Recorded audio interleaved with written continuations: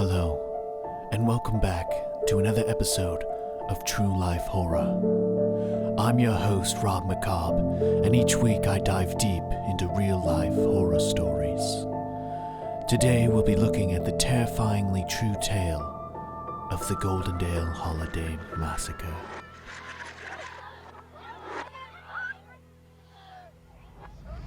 This episode's story will take us all the way back to December 2000 in the sleepy Pacific Northwest town of Goldendale, Washington. With a population of less than 4,000, the small but tight-knit community was seen by its residents as a safe and peaceful oasis of small-town American values. Little did they know that perception would be shattered before the year's end.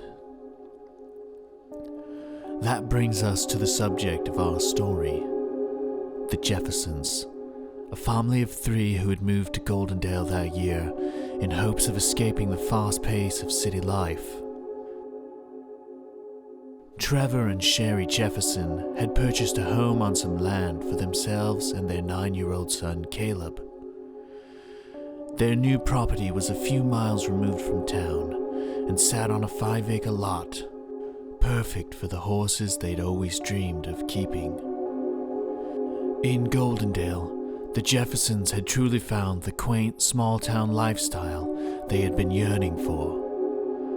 While Trevor and Sherry found the community warm and welcoming, it quickly became apparent that Caleb was struggling to fit in. Sherry Jefferson described the boy as shy and withdrawn and stated that he had difficulty making friends. His fellow classmates proved unwelcoming towards an outsider, and Caleb would often sit in the library by himself during recess, when the rest of the children were playing together outside. Ever since the move, Sherry noticed her son had developed increasingly alarming interests, such as violent horror movies and books about serial killers and true crime. As Caleb's obsession with all things ghastly grew, Sherry became more and more concerned over her son's morbid fascination and alienation from his peers at school.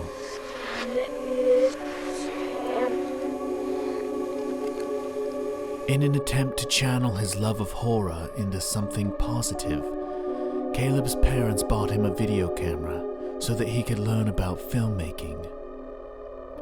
Before long, his parents couldn't get him to put the camera down, as he worked tirelessly at perfecting his videography skills. The aspiring director would spend hours filming everything around him, dreaming of one day creating his own horror movie.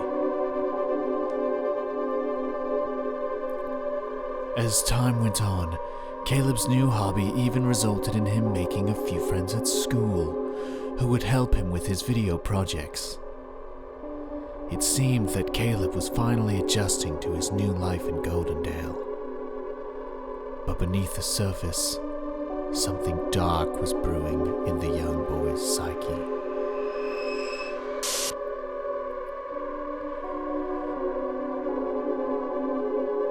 It was now Christmas break, and with no school for 2 weeks, Caleb planned to fill his days with filmmaking.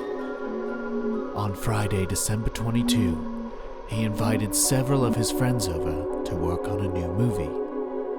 This wasn't out of the ordinary in and of itself, as Caleb and his friends spent most of their time making movies. But this time, something was different. Caleb revealed to his friends his ambition to create the scariest horror film ever made. The other boys were swept up by his enthusiasm for the project and eagerly agreed to help him make the horror movie he envisioned. Little did they know, this was a decision they would come to regret. That night, Goldendale was hit by a severe snowstorm. Meteorological records show that over a foot of snow accumulated over the weekend. Because the Jeffersons lived out in the country, the considerable snowfall meant they were stranded at their home. Unable to leave, Caleb's friends remained at the Jefferson Jefferson's residence over the weekend. The Klickitat County Sheriff's Department received a call the following Monday, December 25, Christmas Day. Neighbors reported that they had grown concerned after hearing several screams coming from the nearby Jefferson residence.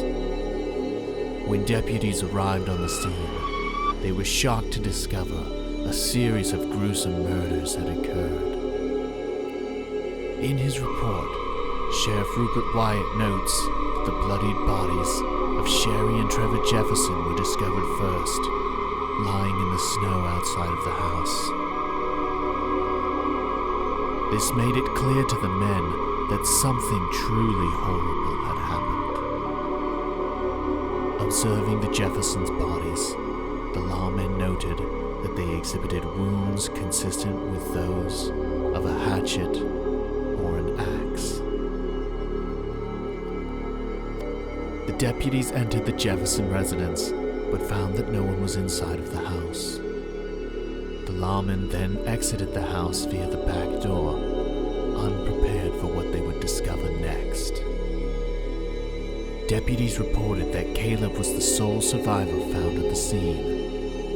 When they found him, he was covered in blood, standing silent and motionless next to the dismembered bodies of his friends, with his video camera transfixed on the carnage that surrounded him. Caleb had murdered his parents and friends in cold blood and filmed the grisly ordeal in order to create his horror masterpiece.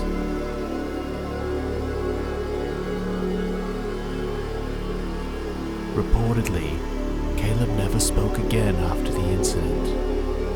His legal defense put forth an insanity plea, and Caleb was institutionalized in a state mental hospital for the criminally insane, where he remains to this day. Without Caleb's account of what happened, the VHS tape taken from his video camera serves as the only insight into what really transpired during the Goldendale Holiday Massacre.